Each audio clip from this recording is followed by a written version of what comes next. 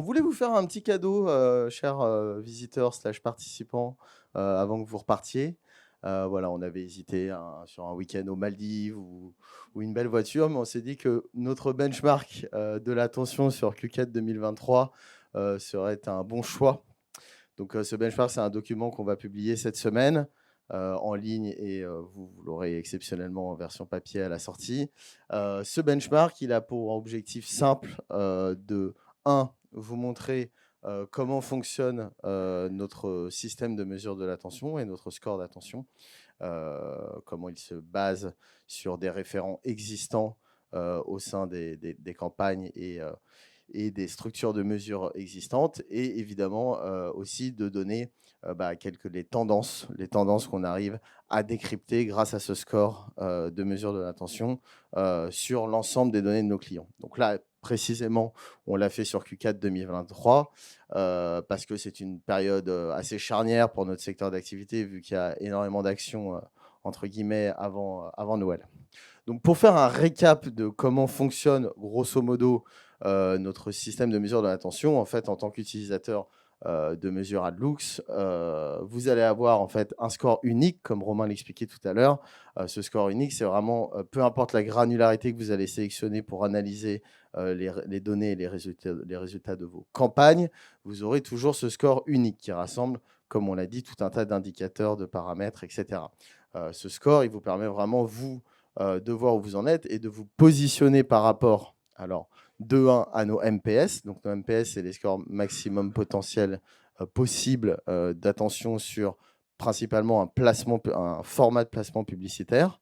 En fait, ça va vous permettre de vous dire, eh ben, sur un placement, par exemple, un 300 par 600, mobile web, je peux potentiellement atteindre ce score et aujourd'hui, j'en suis là. Donc ça vous donne un premier indicateur pour vous situer et estimer la qualité de l'attention potentielle de vos campagnes et ensuite, vous avez évidemment le benchmark.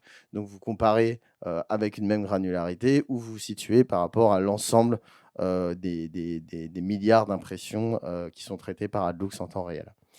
Heu, Si on peut remettre la slide, voilà. Donc je vais vous donner, quelques insights qu'on a récupérés sur le Q4 2023 qui sont assez intéressantes. La première, alors ça pouvait sembler un peu évident, mais là on a la preuve définitive, c'est que, le in-app, et la vidéo sont les grands gagnants. C'est clairement sur ces formats, sur cette device, pour l'in-app et sur le format vidéo qu'on a les meilleurs niveaux d'attention potentielle, pour tout un tas de raisons évidemment. C'est évident. On se rend compte que ça fonctionne même avec des formats plus petits, tels que des bannières 320 par 50 qui d'habitude sont, voilà, un peu en dessous d'autres formats et pourtant qui performent bien, sur du in-app parce que, il y a de plus en plus de trafic sur du in-app et que, généralement les publishers in-app, font les choses bien, pour avoir un environnement agréable et un positionnement des encarts publicitaires agréable pour l'utilisateur, donc ça aide d'autant plus. Sur ce qui est des géographies, on remarque qu'on a des scores d'attention, moyens sur Q4 qui sont assez semblables sur les gros marchés, notamment entre, Amérique du Nord et Union européenne. On a remarqué une performance au niveau de l'Espagne et du Canada, mais, dans l'ensemble, il n'y a pas de marché où on va avoir quelque chose, complètement indécent par rapport au reste du marché. Quoi qu'il en soit, les gros marchés qui nous intéressent, sont souvent au-dessus du benchmark, sauf la France, où voilà, ça peut être un peu plus compliqué. Raison de plus pour se concentrer grâce à ce score sur les bons placements et cetera et cetera. Pour ce qui est des annonceurs, les catégories, commerciales, d'annonceurs qui fonctionnent bien en termes d'attention, on a été assez étonné de constater, que des catégories, qui étaient déjà, numéro 1 l'année dernière dans le top en termes de niveau d'attention sur nos analyses, sont revenus cette année, notamment, tout ce qui est, voilà, betting, gaming, donc paris et jeux, entertainment aussi, donc ça compte, jeux vidéo et cetera. Donc c'est intéressant de voir qu'on a des choses qui reviennent comme ça, sachant que voilà, le voyage et l'hôtellerie, c'est ce qui, clairement, c'est ce qui capte le plus l'attention, des utilisateurs. Donc, je donne quelques exemples qui sont intéressants. En fait, sur ce document que vous allez récupérer, ce qui va être intéressant de voir, c'est que vous allez avoir le MPS. Donc, pour rappel, le MPS, c'est vraiment le score maximum que vous pouvez potentiellement avoir sur un format. Et on va vous indiquer ce qu'on va avoir sur Q4. Donc, évidemment, ça va être très rare d'atteindre ces MPS dans les faits, puisque ça va vraiment dépendre au moment où l'impression a lieu de tout un tas de paramètres contextuels et tout qui sont traités par Adlux. Mais ça vous donne un indicatif sur quels sont les meilleurs formats sur ces sujets-là. Pareil pour la vidéo, si on passe à la slide suivante. Sur la vidéo, évidemment que c'est sur la vidéo où on a les meilleurs scores d'attention. On remarque sur le mobile web qui est quand même un environnement de diffusion qui peut être compliqué. Généralement, la vidéo fonctionne bien. Donc, on a un bon score sur ces formats-là et idem sur les desktops. Donc, ce document, on va vous le distribuer à la fin. Il est très riche. Il peut aussi amener à des questions sur notre méthode, etc. Normalement, tout est expliqué dedans. Mais surtout, n'hésitez pas à venir nous poser des questions sur ce document par la suite. Nous sommes évidemment ouverts aux questions. Pour finir, avant de prendre quelques questions, le MPS, ce qu'il faut bien comprendre, c'est que le MPS, on va utiliser les paramètres qu'on utilise et qu'on travaille et qu'on améliore depuis plus de 10 ans chez Adlux, ce que présentait Romain tout à l'heure. On les utilise en fait de manière égale pour comprendre comment chaque format dans telles conditions, quel score il est capable maximum, quel score maximum il est capable d'atteindre. Donc, pour faire simple, en fait, un MPS, on peut l'avoir sur n'importe quel type de format et sur n'importe quel type de plateforme. Et donc, on a analysé chez Adlux les plateformes Walled Garden et les plateformes social. Et donc, très prochainement, on va publier et vous partager nos MPS et nos analyses sur ces plateformes. Romain, si tu veux ajouter quelque chose. Oui, pour nous, tout le challenge, c'est comment on va être en capacité de mesurer efficacement les wall gardens, qui sont des wall gardens et donc qui sont complexes à mesurer parce qu'on n'a pas forcément la mesure directe avec notre tag. Et en fait, toute l'idée derrière, c'est d'avoir, au même titre que vous avez un coût CPM par plateforme et par format, on veut pouvoir vous présenter non seulement des potentiels maximum de score d'attention, mais aussi une mesure et une mesure consistante, puisque cette méthodologie de mesure du score potentiel ou de mesure des campagnes est strictement la même, que ce soit du social, du display. Et pour nous, vraiment, ce qui est intéressant, c'est d'avoir une currency et un score qui va s'adapter, qui va vous permettre de comparer le social à l'open web, dans l'open web, site à site, app versus app, et de pouvoir prendre des décisions avec un score d'attention, un CPM, et derrière de pouvoir faire des activations et des décisions business. Est-ce qu'il y a des questions pour Alexandre sur ce? Oui. Je passe un micro pour que ça soit plus... Est-ce que vous mesurez ou vous avez des insights sur l'écran télé Ouais, écran Smart télé. TV? Alors, l'avantage de l'écran télé, c'est que c'est un petit peu standardisé et que soit via du VAST ou de l'open measurement, on peut pousser nos tags. Et donc, sur écran télé, on a déjà de la mesure sur de la télé, notamment aux US, où c'est un petit peu mieux standardisé et où ils nous laissent mesurer directement. Le gros challenge, c'est toujours pareil, c'est est-ce qu'on peut s'intégrer, est-ce qu'on peut pousser nos tags, est-ce qu'on accepte un tag? Quand je dis on, est-ce que la plateforme accepte un tag? Donc à partir du moment où la plateforme accepte un tag, on va pouvoir mesurer et on a des insights. Et alors, c'est pas un secret de dire que le potentiel d'un full screen non skippable sur de la catch-up, il a un meilleur potentiel, il est plus proche des 100, et dans la mesure, on se rend compte qu'on est que ça délivre, et que oui, il y a un gros potentiel et que ça délivre quand c'est réellement des télévisions et que ce n'est pas des frigos connectés.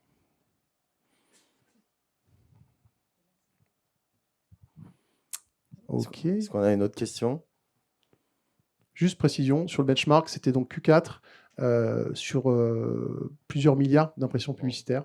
Ça, c'est important parce qu'on on fait pas du panel, on fait la mesure directe, la mesure précise avec une méthodologie sur tous les devices.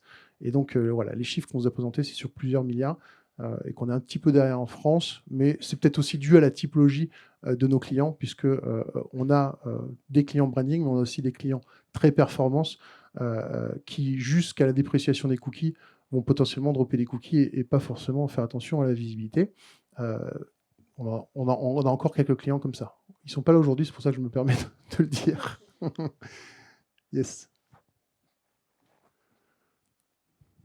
Merci beaucoup. Est-ce qu'à terme, vous envisagez de discuter aussi avec d'autres acteurs de la mesure pour essayer de vous aligner Ouais. un petit peu ensemble sur des KPI communs ou en tout cas une méthodologie qui serait commune, parce qu'on remarque une hétérogénéité très, très prononcée à date sur le marché. Alors, moi, je vais évidemment, c'est important. Par contre, ce qui est aussi important, c'est que les mesureurs, que ce soit les vérificateurs ou les pure players de l'attention, il faut qu'ils respectent les standards. Et donc, tous les mesureurs aujourd'hui, que ce soit Adelaide, Explain, je ne suis pas jaloux, que ce soit Lumen, que ce soit Adlook, CS, Verify, tous les mesureurs mesurent des appels publicitaires, des impressions publicitaires. Rien que déjà, ça c'est le comptage de base, sans même rentrer, est-ce que c'est visible, pas visible, ou est-ce que ça a été vu ou pas vu, ou est-ce qu'il y a eu une interaction. Et déjà, le gros problème, c'est qu'il y a toute une partie du marché, qui sont les pure players de l'attention, que j'ai cités, qui aujourd'hui respectent pas les standards du marché, qui sont le MRC, c'est-à-dire que quand je mesure une impression publicitaire et que je compte une impression publicitaire, je ne peux pas la présenter si je n'ai pas retraité le trafic invalide, par exemple. Donc ça, c'est dans les guidelines, c'est dans les minimum standard guidelines. Il y a plein de petites choses comme ça qui ne font pas. Et derrière, en plus de ça, ils mettent une méthodologie qui leur est propre. Et en plus de ça, ils mettent du panel. Et en plus de ça, et donc ils rajoutent les couches qui vont accentuer les discrepancies ou le delta. Donc déjà, moi, je veux bien m'asseoir à une table avec tous les acteurs, mais déjà, il faut que les acteurs respectent les standards minimum guidelines, qu'ils les appliquent et qu'ils se fassent auditer. Et une fois qu'ils ont une techno qui marche pour compter les impressions et mesurer la visibilité, on peut parler de OK, qu'est-ce qu'on fait sur l'attention? Mais déjà, ça, c'est la base. Et c'était l'iceberg tout à l'heure. Une grosse partie de l'iceberg qu'on n'expose pas au marché, c'est des choses qui sont standardisées, qui sont auditables, qui sont auditées chez nous. Et on peut s'asseoir à la table de gens qui veulent jouer avec les règles du jeu, mais enfin, on peut pas discuter avec quelqu'un qui met dans son dashboard impression publicitaire et qui ne respecte pas la guidelines marché pour compter une impression publicitaire. Voilà. Merci beaucoup. Ok, Est-ce on qu'on va a passer... une autre question ou... Ouais, là-haut. Là.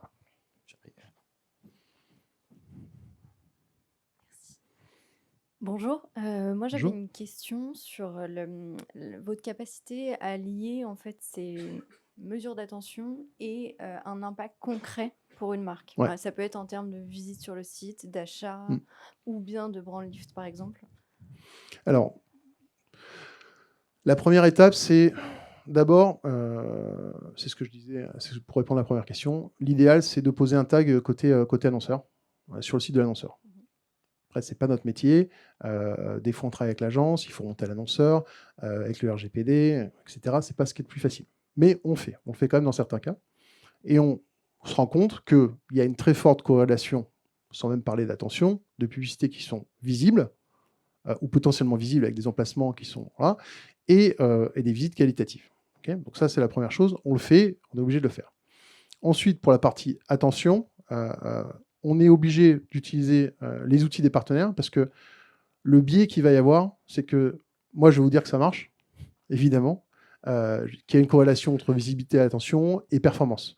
Le problème, c'est que si je mesure, si je fais le pré-bid, la mesure pendant la campagne et que je fais la mesure post-test, c'est biaisé et moi, j'ai besoin d'avoir quelqu'un qui valide mon approche. C'est pour ça que je pense vraiment ce qui est important pour valider ces uplifts, ces brand lifts, je ne sais pas comment vous appelez, c'est vraiment important de les faire valider par l'annonceur qui regarde ses KPI ou l'agence qui regarde les KPI pour l'annonceur. Et je pense que ça, c'est vraiment la clé. Et c'est vrai qu'aujourd'hui, on voit énormément d'études, et notamment d'Adelaide. On cite tout le monde aujourd'hui, je trouve ça très bien. D'Adelaide qui explique qu'ils font plus 20, plus 30 sur leur score. Mais en fait, et qui disent que derrière, ça génère du ROI et qui ne mentionne jamais le ROI réel de lanceur. Pour nous, ce qui est important, c'est quand Numberly vient sur CMM sur une première campagne sur un petit budget, c'est simplement c'est important qu'eux, ils constatent l'uplift dans leur coin, ou que l'annonceur nous appelle en nous disant qu'est-ce que vous avez mis dans ce segment-là, ça fonctionne. Voilà, pour nous, c'est ce qui est le plus important. Voilà, donc, je ne sais pas si j'ai bien répondu à la question, mais pour nous, en tout cas, la mesure de l'incrément, elle peut pas peser sur l'outil d'optimisation parce que c'est biaisé. D'accord, merci.